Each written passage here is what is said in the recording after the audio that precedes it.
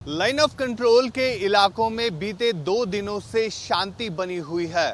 खास तौर पर अगर हम बारामूला, कुपवारा और बांडीपोरा के इन सेक्टर्स की बात करें, जहां पर लोगों को काफी ज्यादा नुकसान पाकिस्तान की शेलिंग से हुआ है।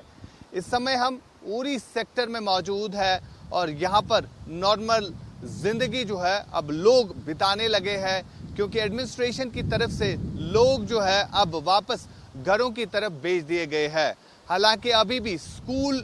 बंद है और इन स्कूलों में जो बच्चे पढ़ते थे वो फिलहाल घरों में ही है।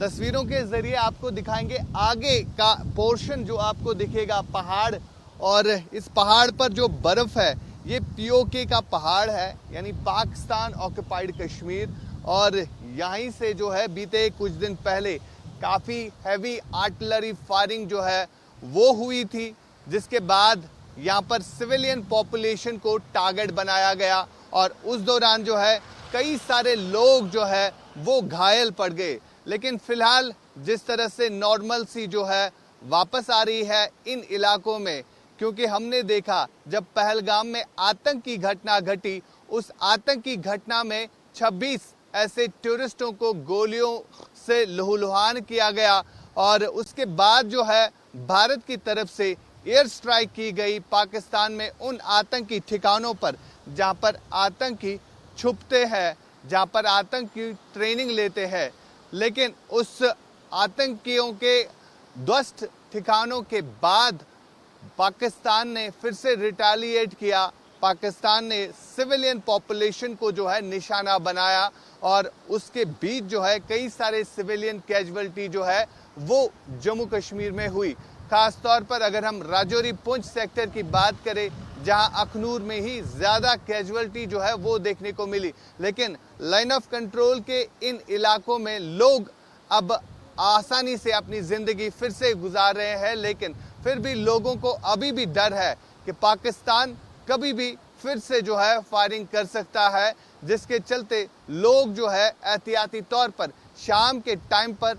लाइट्स ऑफ कर देते हैं और लोगों को बिल्कुल ये खतरा अभी भी है कि पाकिस्तान जो कभी सुधरता नहीं, जो सिविलियन पॉपुलेशन को टारगेट करता है, तो इस पाकिस्तान पर कोई भरोसा नहीं कर सकते। फिलहाल नॉर्मल जिंदगी यहाँ पर लोग जो है बिताने लगे हैं, क्योंकि शेलिंग की वजह से ये इलाके जो है काफी प्रभावित हुए हैं। इस समय जिस सेक्टर में हम हैं ये लाइन ऑफ कंट्रोल उरी का इलाका है और यहाँ पर भी कई सारे घरों को जो है काफी ज्यादा नुकसान पहुंचा और उस नुकसान के बाद जो है आप देख सकते हैं